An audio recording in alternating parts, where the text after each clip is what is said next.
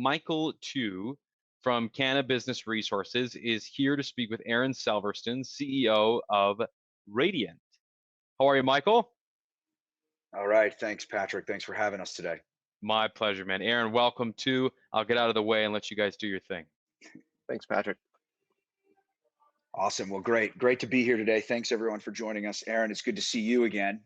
I know you were here a few months ago at the last Benzinga Capital Conference talking about the importance of legacy brands. And I know another core value of Radiant is sustainability. I think that's a huge issue within the industry, and maybe that's something we should touch on here before we get started even. Yeah, sure.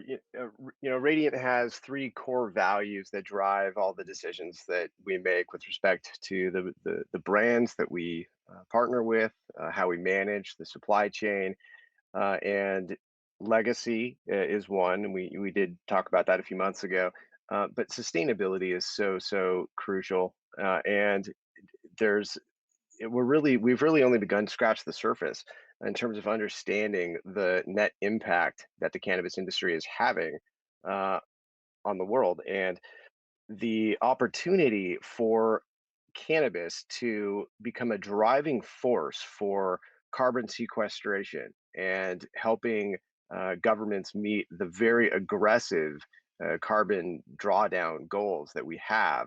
That is one of the most important frontiers of the industry, and one that we're very passionate about. There was an article a few days ago by Jonathan Thompson in the High Country News, and he talks about the massive amount of greenhouse gas emissions caused by indoor cultivation. I thought there were a few points on that you wanted to touch on here today, including some of the statistics he talks about, which I think are important, critical to the industry. Yeah, I couldn't agree more. I read that article and it really had a big impact on me because it was the first time that I've seen any detailed analysis of the net greenhouse gas emissions that are associated with indoor cultivation facilities. Um, I have an image that Chelsea, if you could pull up. So this was a story in High Country News. You can look it up. It just came out a few days ago, and it breaks down the energy usage of a typical indoor grow. Um, and lighting and ventilation make up the largest share of that usage. And one of the fun facts here: 18 pints. That's how much beer you could produce with the amount of energy that it takes to produce one joint. Just think about that. One single joint equals 18 pints of beer.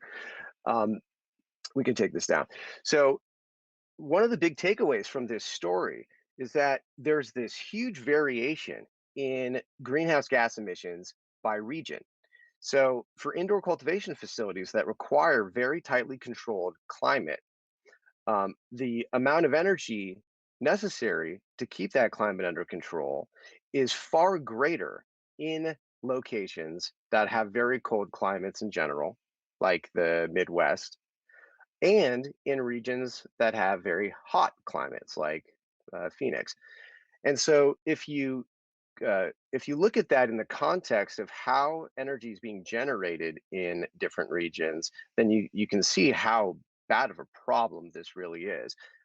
Colorado, New Mexico, Montana, these states still today in the year 2021 get nearly half of their energy from coal. So just connect the dots. I mean, every time a new 500 light, 1,000 light, 2,000 light. I've even seen there's facilities in California kicking off now with 4,000 lights. This is equivalent to a large data center. If you are familiar with that impact in tech, um, so every time one of these big facilities kicks off, that is a lot of coal being burned. If that facility happens to be in one of these states, right? Let me rattle off a couple really some statistics that I found quite surprising. In Oregon, when Oregon in the very first summer after recreational marijuana was legalized, the city of Portland had 7 power outages. for that reason alone. Here's another one. Wow. $52,000. $52,000. That is the estimated annual utility bill savings that a Portland marijuana cultivator realized simply by installing high efficiency HVAC systems in a 36,000 square foot facility. That's not even a very large facility, right? And that new equipment had the equivalent of reducing 380 tons of carbon annually from the air. Let me tell you another one. In California, 2,283. That's the number of kilograms of carbon emissions that come from growing a single kilogram of cannabis in Long Beach. And a couple more for you. In Colorado, the estimated yearly electricity consumption by Colorado's cannabis cultivators is 733,000 megawatt hours. That is the equivalent of how much power it would take to power 76,400 households in Colorado. So it's a problem that we need to be talking about as an industry, and it's a problem that represents, of course, a huge opportunity. I mentioned that the cannabis industry can and should become a driving force for carbon mitigation and drawdown.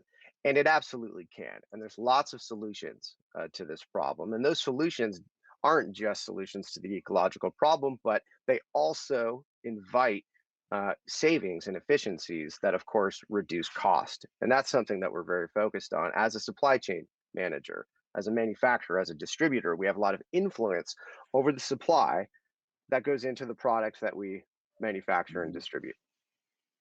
Well, I know that when we evaluate prospective borrowers for our platform, sustainability in equipment and supply chain is something that we take very seriously as well. So I can certainly sympathize with some of the points that you're making, although those are pretty shocking statistics to say the least. I wanted to give you some additional time to talk about supply chain as well. And then we could talk about a little bit about your financing plans. But I know that Radiant manages the entire supply chain for a number of brands. And how is supply chain being impacted by sustainability, and what are you seeing there? Yeah, well, like any other large industry, the supply chain is, just to break it down in simple terms, you've got raw material, or in this case, cultivation, that gets transformed into different products, and that's largely under the umbrella of manufacturing. And Manufacturing. then yep, and then it goes to distribution and ultimately to retail. So when we talk about supply chain in cannabis, that's what we're referring to. It's the movement of goods from raw material to retail or seed to sale. And as you can imagine, there are a myriad of opportunities to improve on the ecological impact of that whatever piece of the chain we're looking at. And so it all starts with cultivation. We talked about some of the challenges with indoor cultivation, with sun grown and greenhouse cultivation. There are really innovative methodologies that we're seeing with some of the farms that we source from, because we're very careful to only source from farms that are practicing sustainable and organic methods. Of course, I can't use the O word yet in California, but we will be able to Right. starting next year. And so that, we're talking about living soil.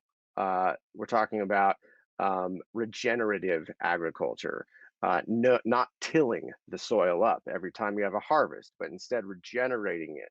And there's a lot of simultaneously cutting edge and ancient technology that we're seeing and promoting on that side of the equation. But then as you get into processing or even before you get to processing, you got to transport the product from point A to point B.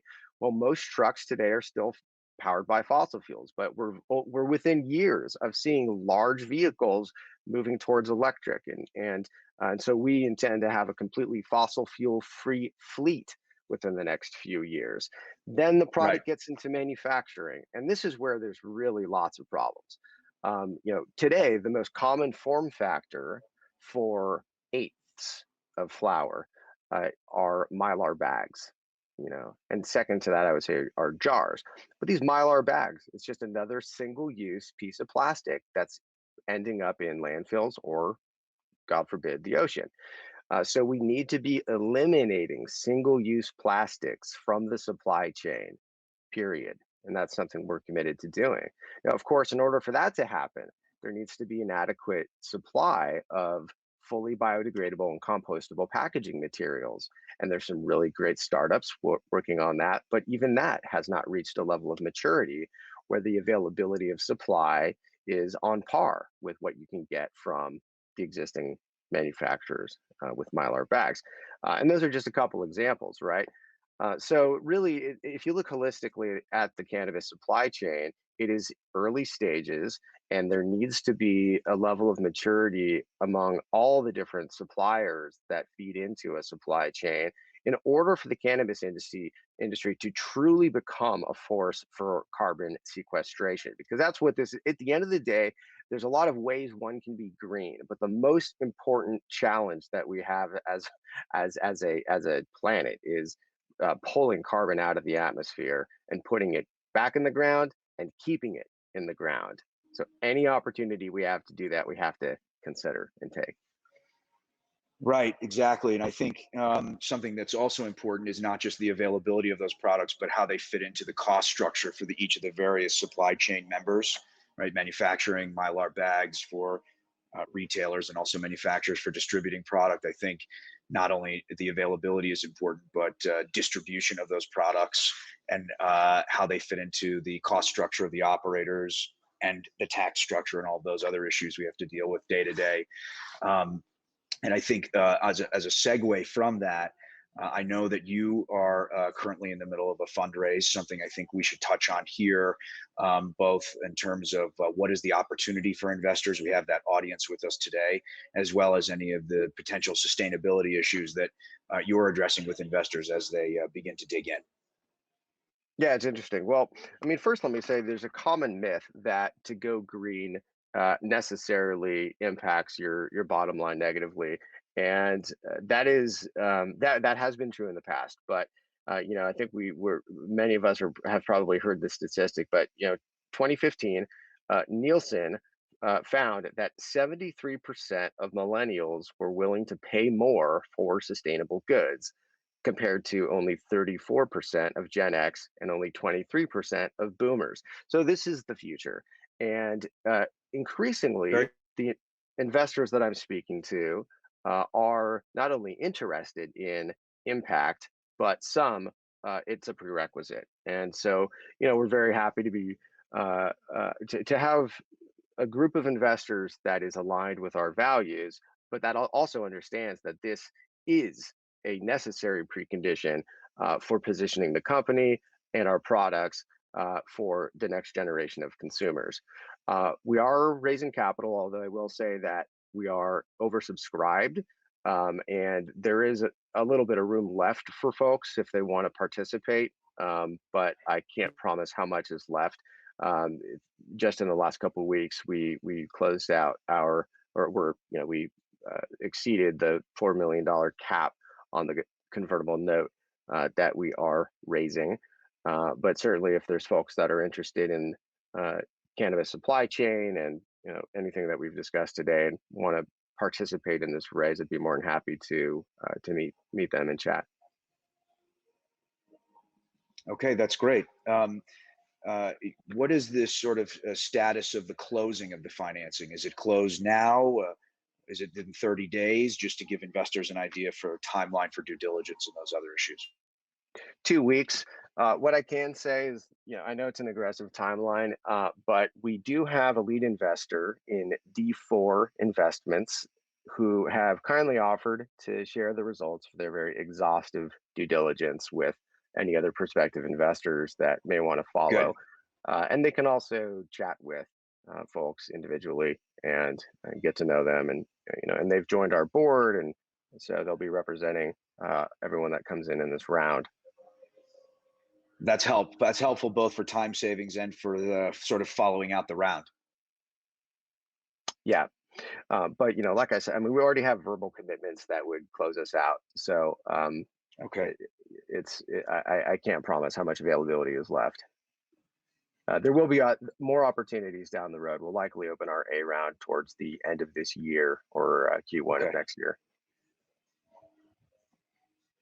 Great. Well, I look forward to seeing the documents for that one. Yep. A couple things I would like to touch on just before we wrap. We talked about all Sure. these problems. There are a few other solutions that I think are worth noting, and just I want to plant this seed. Um, Most growers, indoor growers for the last generation, would balk at the notion that LED lights can produce a superior quality flower.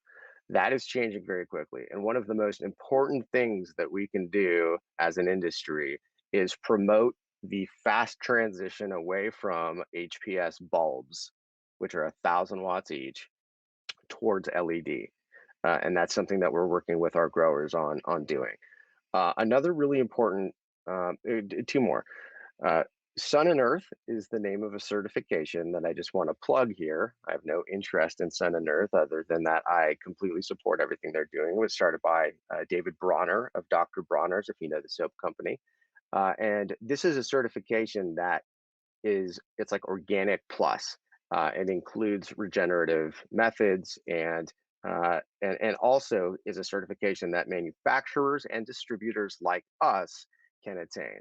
And we are now going to work towards attaining that certification. And I would encourage any manufacturer or distributor to take a close look at the Sun and Earth certification.